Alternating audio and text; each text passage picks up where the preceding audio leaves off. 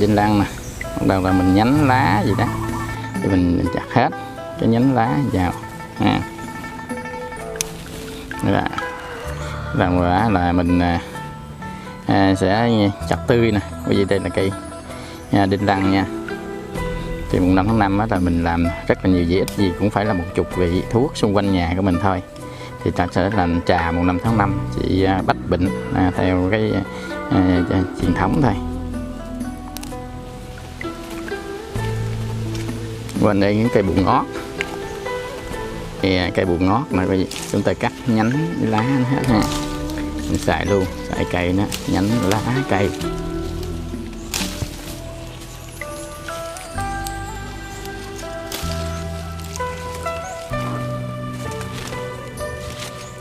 Thấy này, nhãn lòng nữa thấy không? Mình lấy luôn hết dây nhánh lá gì hết luôn, mình phân từng dây á, mình kéo ở trên kéo xuống từng dây á.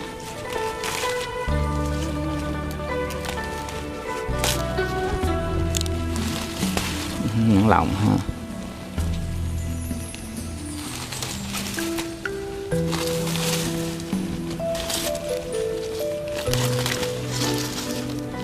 Non ghê luôn. Nhãn lòng này cái đọt á, ăn ngon lắm. Cuốn vô luộc cũng được, mà mình nấu canh cũng được. Nếu quý vị thấy đây là cây rau mương không nè, cây rau mương nè, mình cắt nó luôn, cây nhánh lá mình cắt hết. Mùng 5 tháng 5 thì mình chỉ lấy giờ ngọ trưa thôi nha, tức là khoảng 11 giờ tới 1 giờ, lấy giờ đó xong cái đầu mình về chặt, mình phơi liền, lấy nhiều nào tốt đó, thấy ít ít vậy đó, thứ bằng nhau mỗi thứ vậy đó. Cỏ hôi thì thấy à, đây nè, cỏ hôi thì mình có cứt lợn, cỏ hôi cắt luôn, cây nhánh lá cắt hết. Thì tháng mưa thì này nó nhiều lắm.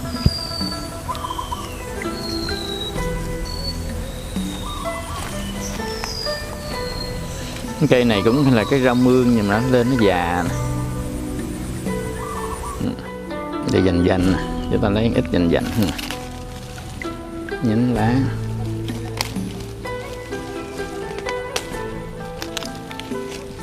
Nó ra nụ nè, đi ha. Như nó ra nụ, bắt đầu ra trái dành dành.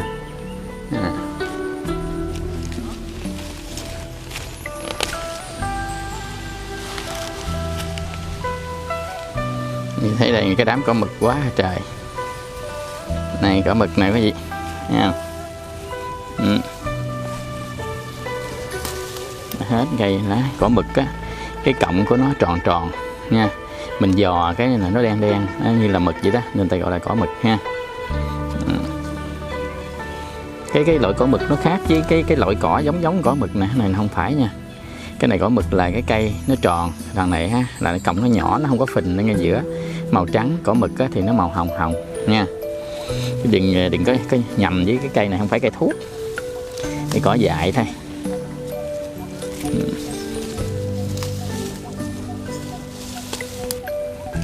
Rồi ở đây là có cây cỏ xước nè. Chị thấy đây cây cỏ xước thấy không? Gặt lấy cây cỏ xước luôn.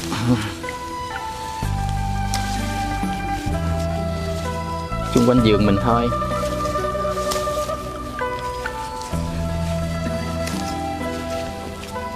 Nhớ là quý vị lấy khoảng chừng 11 giờ tới 1 giờ thôi ha, là buổi trưa giờ ngọ thôi nha. Mùng 5 tháng 5. Đây cây rau gặt luôn.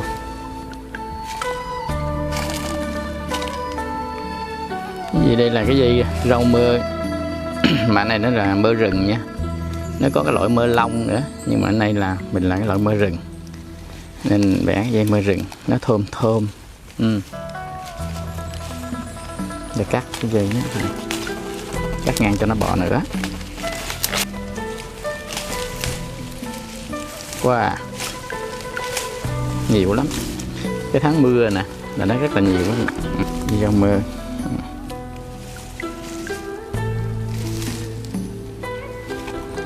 Đây là lá sen đó quý vị, lá sen cộng sen. Để em lấy ít lá sen.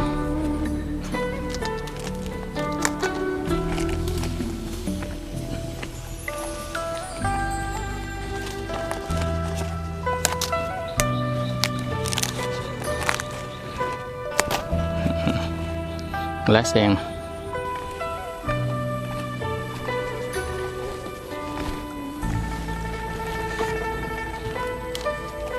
Rồi đây là cái lá sọp nè quý vị, cái lá cây sọp nè, mới ra, cái lá non, lá già, mình cắt nhánh cắt lá hết ha.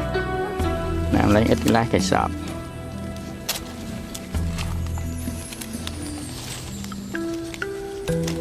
Ngon lắm. Cái lá non này nè, người ta ăn bánh xèo nè quý vị, bẻ lá nè, ở trên này nè, ăn bánh xèo hoặc là ăn rau như ăn rau rừng vậy đó, ngon lắm. Cây sọp nó ra lá non đó, mình cắt cái nó ra nữa này nó dễ lắm, mình cắt cái là nó ra à.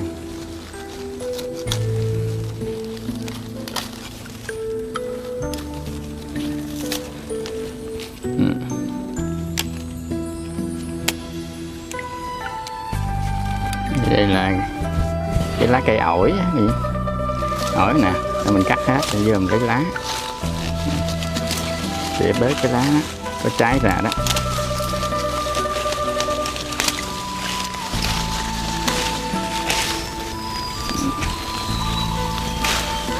Là cái ổi.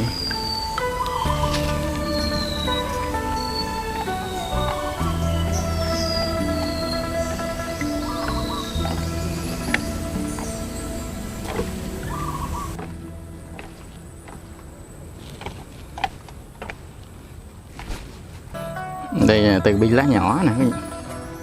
Đó mình cắt ít thôi, cắt vô.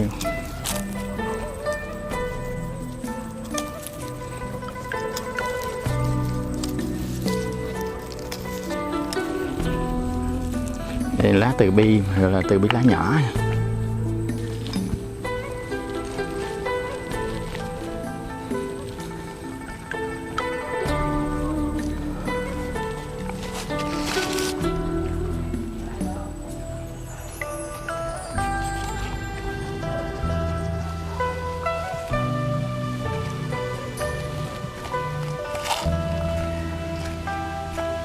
Đây là cây vối nè, mình lấy cái lá màu sáng sáng trắng ở trên nè, ở dưới này thì nó bị nhìn nó nám nám nên mình vẽ ít lá vối ha.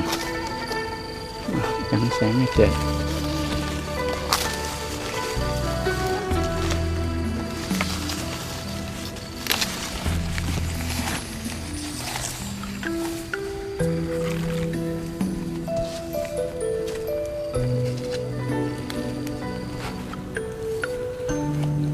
Đây cây trà của mình nè quý vị, mình lấy lá trà tươi cắt ngang cho nó lên,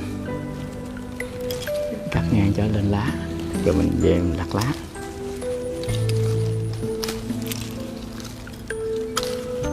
Lá trà mình á, dùng lá chè. Đây. Đó, lá trà tươi nè.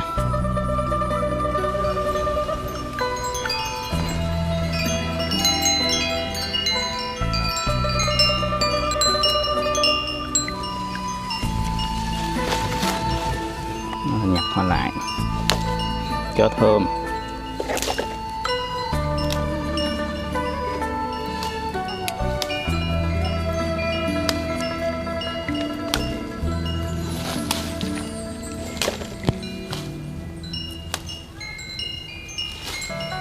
Thơm phức.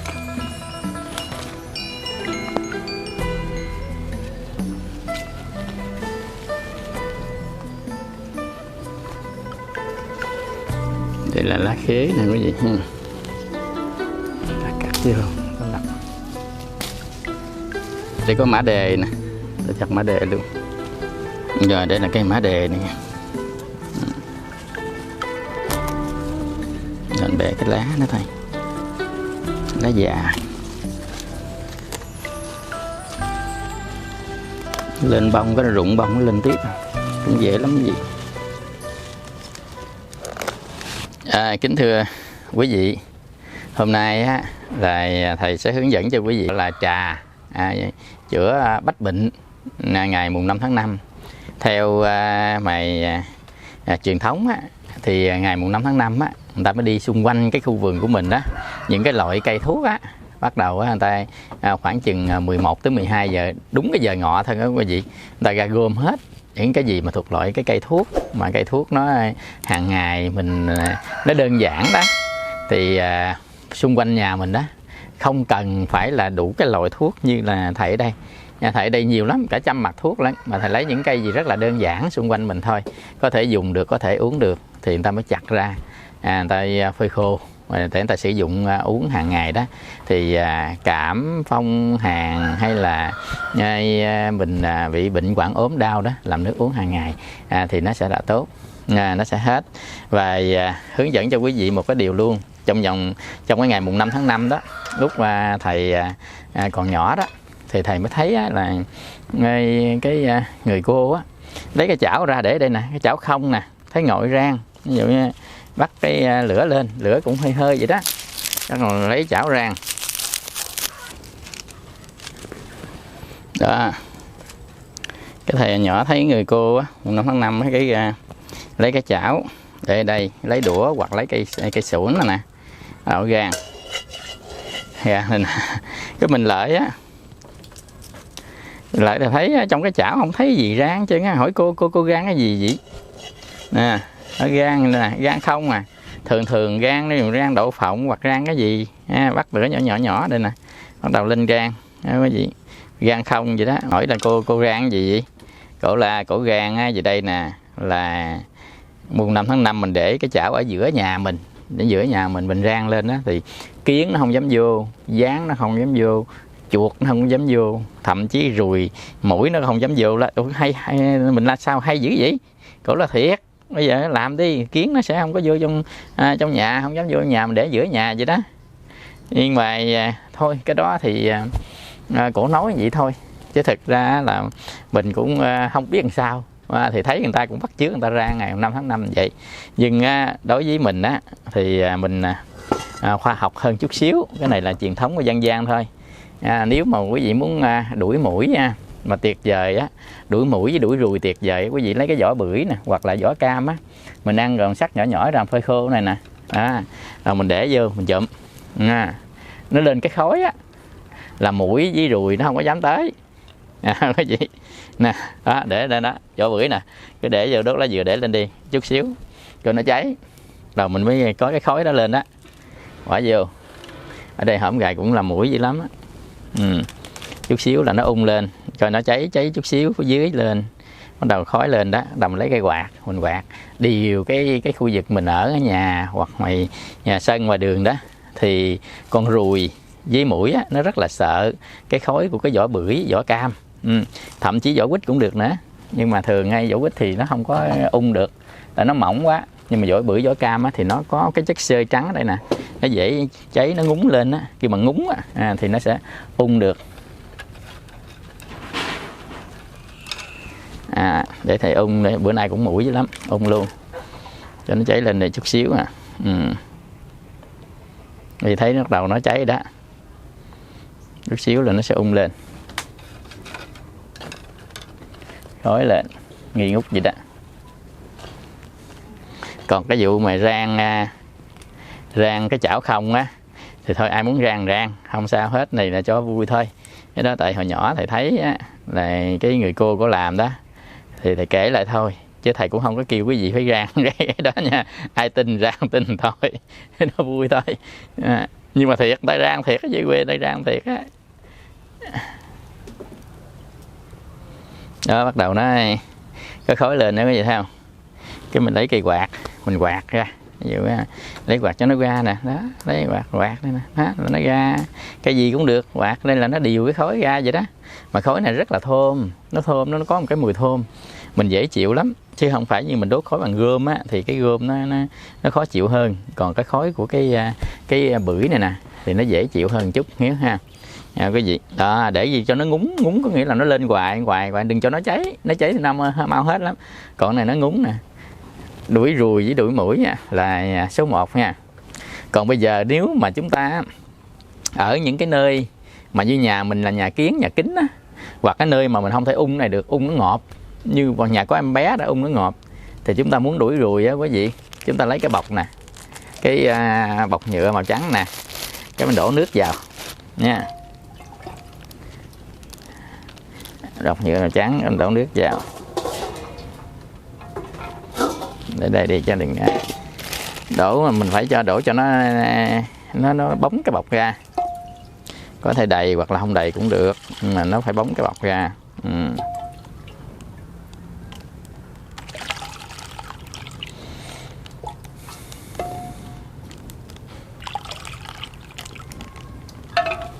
Rồi bởi vì cột lại, có thể cột dây thun hoặc cột gì đó, hoặc là cột cái bọc á cũng được nữa. Mình cột lại đây.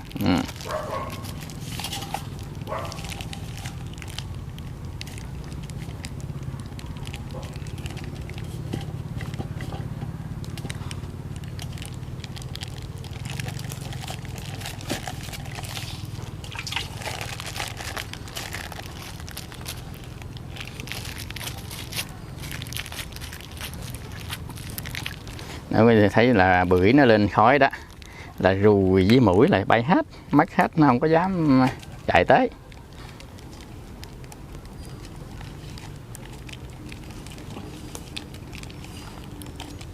Đó, mình chỉ để đây thôi, như vậy, hoặc treo toàn ten xung quanh khu vực đó. Ví dụ cái thức ăn rồi đó, thì con ruồi á nó không dám tới khu vực đó, nó bay đi hết. Quý vị, đó là cái cách mà người ta đuổi ruồi á. Không biết làm sao nha, cái này là mình đuổi theo ở chùa đuổi, còn người ta bắt ruồi là khác nữa. Người ta bắt ruồi á, thì nó sẽ chết ruồi, nhưng mà mình bắt ruồi mà không chết ruồi nữa. Mình lấy cái chai á, có cái cổ chai cao nè, đầu mình lấy đường mình quẹt phía trong cái cổ chai á. Ví dụ như đây là cái chai không nha quý vị để chai không thôi, cái đầu ta lấy đường á, ta quẹt ở trong cái chai nè, quẹt ít trong này nè, cái ruồi nó bay đây, cái nó té chỏng luôn, bay nó té chỏng, mình lấy đi, mình không giết nó thì mình để chỗ khác. Ở trong chùa người ta không có giết, người ta đem đi chỗ khác, người ta bỏ chỗ khác, vậy là được. Là dụ ruồi đó. Cái chai này chai không nha, tại chai mật ong của thầy, nhưng chai không á, mình quẹt cái đường phía dưới nè, quẹt cho nó sâu cho vô trong chút xíu, cái đầu con ruồi nó bu lọt chỏng, nó bay nó lọt cái giọng, cái mình lấy đi chỗ khác mình đổ ra, vậy thôi, đơn giản thôi là bắt con ruồi đó. Gọn này mình đuổi ruồi nè, bằng này nha. Đuổi muỗi đuổi ruồi thì là mình ung bằng cái khói của cái vỏ bưởi hoặc là cái vỏ cam. Còn ở nhà quý vị mà chúng ta có kiến á, kiến nhiều đó, thì bắt đầu á, mình lấy cái bột này là bột mì nè quý vị, thấy bột mì màu trắng không? Đây là bột mì nè. Ví dụ như con kiến á, nó bò cái đường này, dù cái đũa là cái đường bò của con kiến, thì mình sẽ đổ bột mì, mình gắt trên cái đường đó đó, mình chặn cái đường đó đi, con kiến nó không dám bò qua bột mì nha. Mình bò đây nè, mình gắt dài nè, kiến nó không dám bò đi, là nó bò ra hết nè, nó tới đâu mình dí nó tới đó, để mình chặn đường đó, tức là con kiến nó không dám bò qua bột mì. Con gián cũng sợ cái này luôn, ở khu nào á có con gián thì mình cũng để ở đây. Con kiến, con gián. Nhưng mà nhà quý vị chúng ta có gián nhiều, mà nhất là cái quý vị ăn chay mà không dám sát sanh rồi đó, thì quý vị xài cái lon bia đó, uống đừng có bỏ.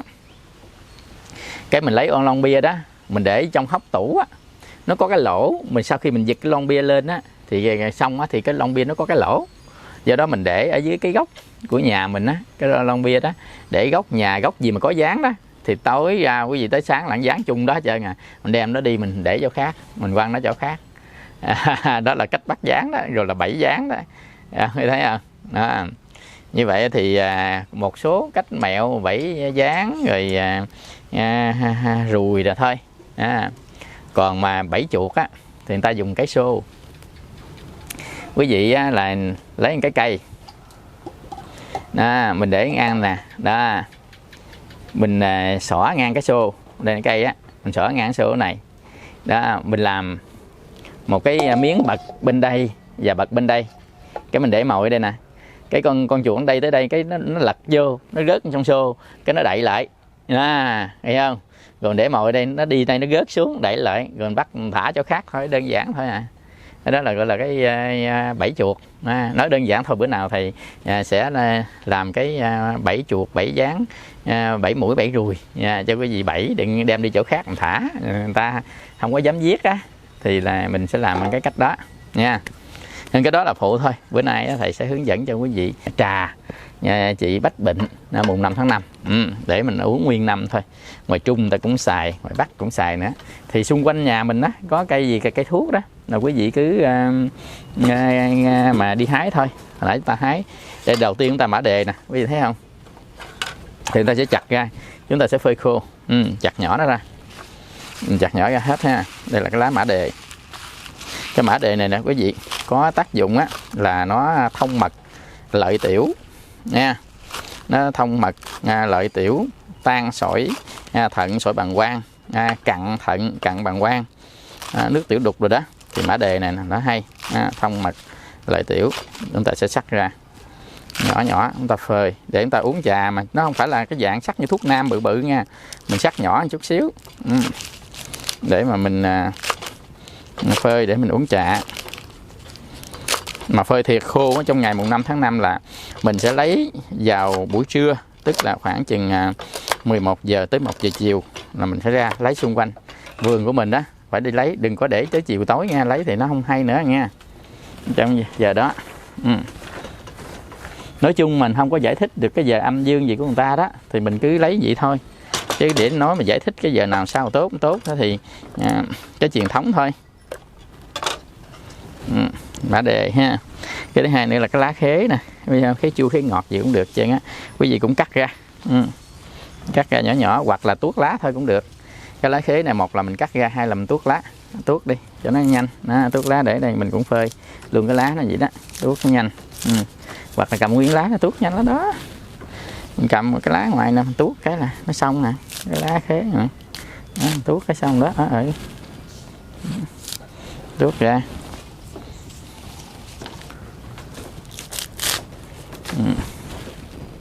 Cái ba lá ổi nha, quý vị cũng có thể tuốt cái lá ổi này nha. Rồi nhưng mà cái lá ổi á thì tốt nhất á là chúng ta chặt nó nhỏ hơn, hoặc để nguyên lá đây cũng được nè quý vị. Tức là người ta nhằm khi người ta để nguyên lá khô, hoặc là người ta chặt cái lá ổi nhỏ hơn chút xíu cái nửa này, phơi thì nó ấy hơn.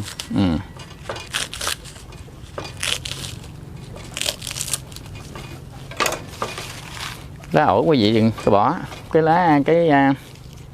lá khế á, là nó có khả năng á, là giải các cái độc tố trong cơ thể của mình. Nó có khả năng á, là trị mề đay, giải độc tố, rồi nó thông các cái độc trong cơ thể mình, nó tống ngược vào ra. Còn lá ổi á, thì là nó giúp cho mình á, là tan mỡ máu, rồi nó giúp cho mình tiêu hóa tốt nha, cái lá ổi á. Rồi đây là cái lá vối quý vị. Cái lá vối này nè là nó có khả năng á, là thông ruột của mình á, nó làm cho kích thích quá trình tiêu hóa ở trong đường ruột của mình nha. Những cái bệnh đại tràng nào đó, tránh những cái khối u đại tràng, bệnh đại tràng đó, thì lá vối này nó sẽ tiếp sức nha, cho mình để tránh phòng ngừa đó, làm cho cái đường ruột mình á hấp thụ tốt thức ăn nha. Lá vối nè.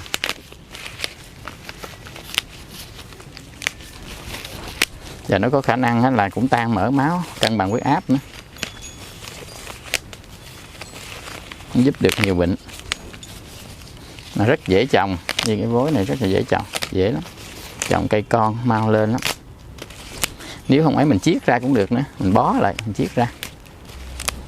Lá vối quý lắm đó, người ta mua đó, mình trồng người ta không biết thì người ta không có xài, biết xài là mua mắc tiền lắm.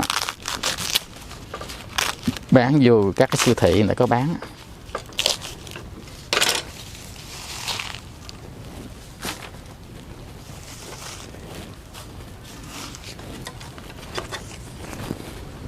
Rồi ở đây là cái lá sen đó quý vị. Lá sen á, nó trị về là tan cholesterol máu, mỡ máu, an thần, dễ ngủ, tan cholesterol máu, an thần, dễ ngủ.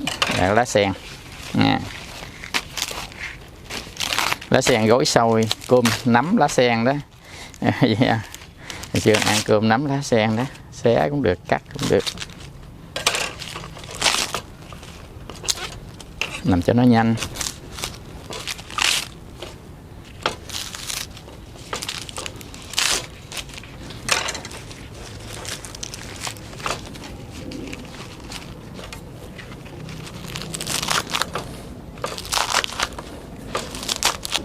Mất ngủ rồi uống lá sen đại tài ha, tan các lượng mỡ máu, mỡ thừa đó, rồi làm cho là bụng chúng ta không có béo phì đó, keep body đó. Lá sen sinh ra được.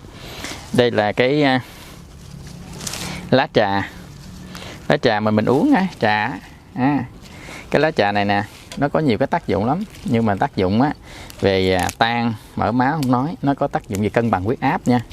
Cái lá trà này nè có khả năng á, là để cho huyết áp mình cân bằng nha. Nó điều chỉnh được cái lượng huyết áp ở trong cơ thể của mình.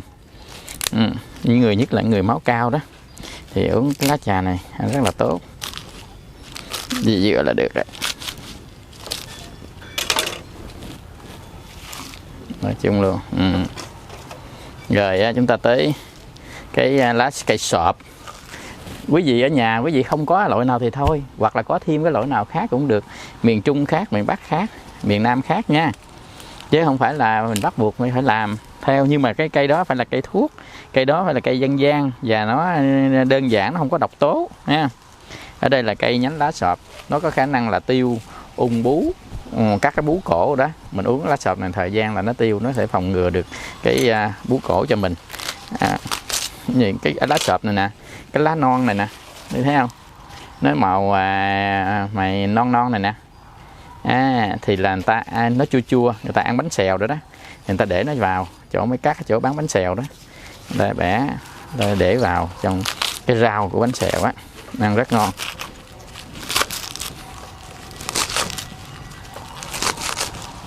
Cái này là nhánh lá cây gì lấy hết nha, mà cây nhỏ nhỏ, cái nhánh nhỏ nhỏ.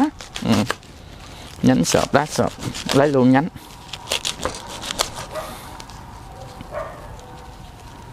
Nó nào già quá bỏ. Chọn đây luôn.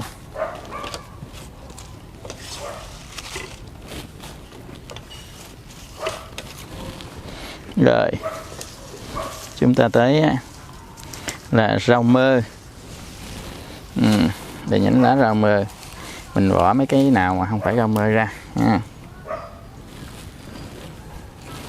Nhánh lá rau mơ này á thì nó là ban trái, trị về các cái loại ban trái, nổi mẩn, ngứa đó, cảm, ban trái. Thì rau mơ này á, nó sẽ tiếp sức cho mà nó rất là thơm. Có nhiều người còn để lá dứa chẳng nữa, nhưng mà thôi mình khỏi để cũng được. Rau mơ này hồi nhỏ là mẹ có thể hay xay cái mơ này ra với bột á, rồi mới làm bánh bột bột thắng nước cốt dừa á, mới làm cái màng mỏng ở trên, cái đổ lớp mỏng ở trên, cái đầu mình mới cắt ra nhỏ nhỏ, đổ nước cốt dừa lên, rồi nước dừa niêm muối mặn vậy đó. Nước cốt dừa mà nước cốt dừa thắng nha, chứ không phải là nước cốt dừa tươi. Thơm lắm. Rau mơ này gọi là mơ rừng. Ở chùa mình nhiều lắm. Ngoài sau cái tháng mưa này nè, cây thuốc nó quá chừng luôn á. Nãy thầy ra sau vườn thấy nó mọc còn nhiều lắm mà mình không lấy hết á, lấy ít món thôi. Ở đây cũng cả chục món. Rồi giờ mình để tới đây là cỏ mực. Mới thấy không, đây là cỏ mực á, thì nó có tác dụng á là cầm máu, kháng sinh. Nếu bị viêm bị nhiễm đó, nó sẽ giúp cho mình cầm máu, rồi kháng sinh, rồi là tim mạch, nó thể giúp cho mình được là về tim mạch luôn nha. Cỏ mực để nó hỗ trợ cho tim mạch mình hoạt động tốt. Cây nhánh lá gì mình xài hết.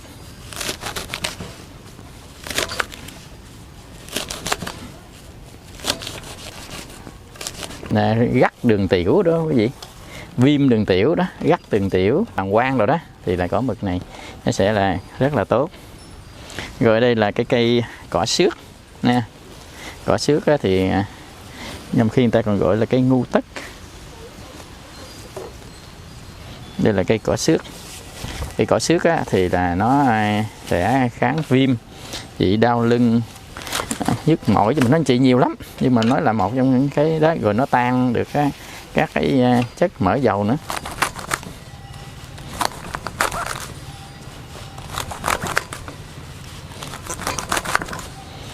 Thần kinh ruột lưng rồi đó là nó sẽ tác dụng rất là tốt.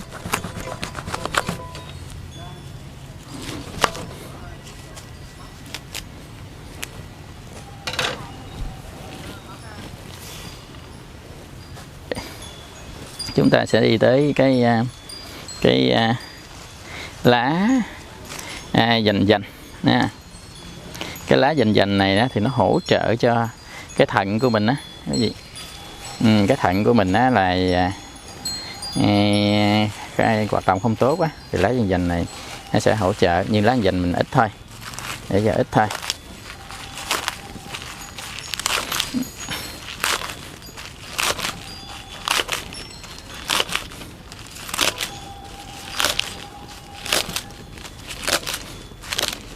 Cây lá dành dành.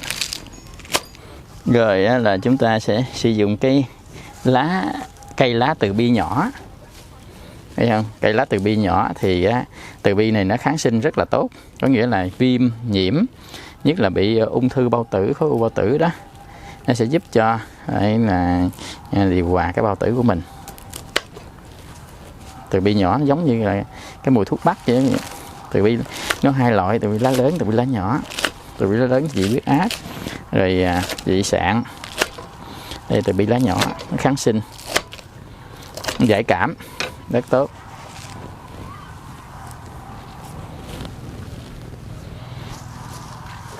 Rồi đây tới là cái cỏ hôi nha. Cỏ hôi này á thì là nó sẽ giúp cho mình kháng sinh, nhất là về viêm phổi, rồi cảm cúm rồi đó, cái gì ho gió, ho đàm, rồi bổ phổi, thì rồi nó có tác dụng cầm máu nữa chứ. Cỏ hôi nè, tác dụng cầm máu nữa.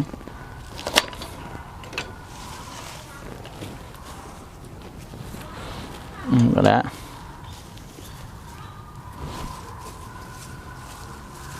Rồi đây là cây rau muông. Rau muông nó thông máu hoạt huyết cho cơ thể của mình. Đây cây rau muông nè, thông máu hoạt huyết cơ thể. Đau lưng, nhức lưng rồi xài rau muông này rất tốt.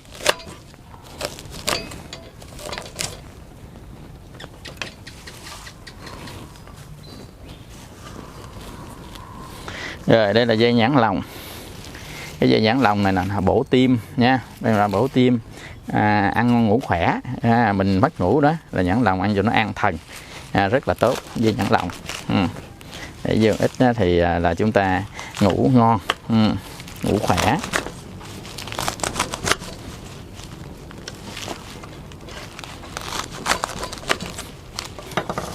Đây là cây lá bùa ngót. Cây lá bùa ngót nó trị nhiều cái bệnh lắm, sổ độc, tức là độc thực phẩm, độc thức ăn, giải độc rượu, rồi là nổi mẩn ngứa, rồi là bùa ngót này có khả năng cân bằng huyết áp, nên nó trị rất là nhiều bệnh của cái bùa ngót này. Cây nhánh lá luôn, người ta cắt hết.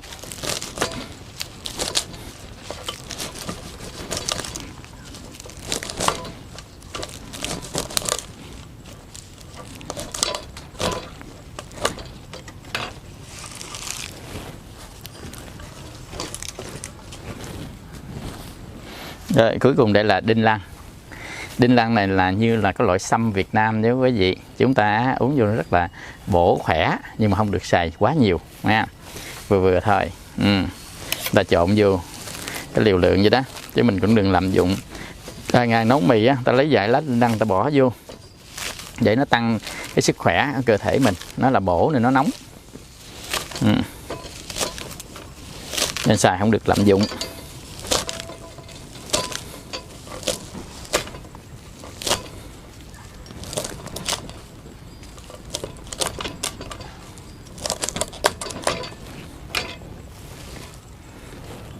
Đây là cái xịa.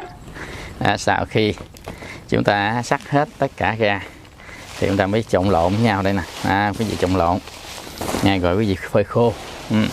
Phơi cho thật khô cái ngày mùng 5 đó, làm phơi nắng chắc trưa đó cho tới chiều khô, rồi bữa sau mình phơi nữa, phơi cho nó thật khô xong mới bắt đầu mình mới để vào trong bọc nhỏ đây nè. Đó mình để đó là một ngày á, thì mình lấy mình uống nhúm nè, là chăm trà uống thôi. Này là trà, gọi là trà mùng 5 tháng 5.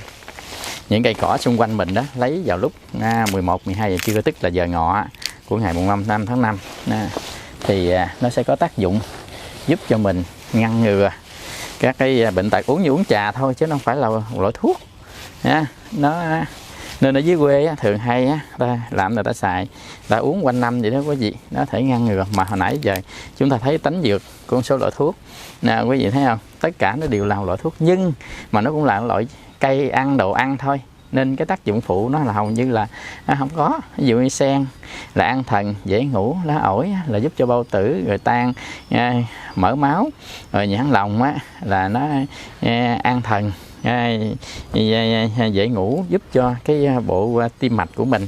Thấy không? Rồi rau mương, cỏ xước thì thông máu, hoạt huyết cho cái cơ thể của mình. Rau mơ thì là nó chống là các cái về cảm mạo, rồi là về nổi mẩn ngứa rồi vân vân. Nói chung là ở này rồi khế, cái lá khế của mình nó giải độc cho cơ thể, tống các cái độc tố từ trong cơ thể đi ra. Còn bồ ngót thì cân bằng huyết áp. Còn là lá vối thì là để hỗ trợ cho đường ruột mình là tiêu hóa tốt. Nói chung đây là một cái vị thuốc mà cả chục vị ở đây mà nó trở thành là một cái loại thức uống, ta gọi là thức uống mùng 5 tháng 5.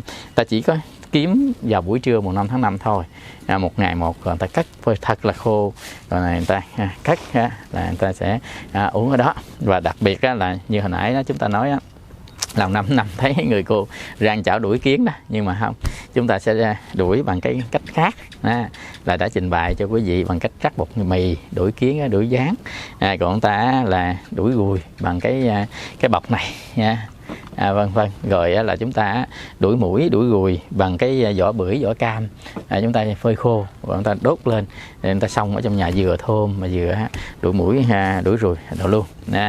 Như vậy thì hôm nay là mùng 5 tháng 5, nên là thầy Tết Đoan Ngọ xin gửi đến cho quý vị bài gọi là trà mùng 5 tháng 5, là uống phòng ngừa bách bệnh bằng cây cỏ xung quanh mình. Dĩ nhiên là chúng ta sẽ tìm những cái cây gì nó đừng có đắng quá nha, cây đắng quá bỏ ra quý vị. Còn cái cây gì mà nó chuyên môn quá mình bỏ ra. Những cái gì mà xung quanh mình mang cái cây ăn được thôi. Có mã đề, hồi nãy có mã đề nữa đó quý vị, là nó thông tiểu, nó tan sạn, tan sỏi, lóng cặn của cơ thể mình, thì cái này nó sẽ giúp cho mình rất là tốt. Xung quanh mình ví dụ như có cây cỏ mằng trầu, quý vị chặt vào thì cũng được.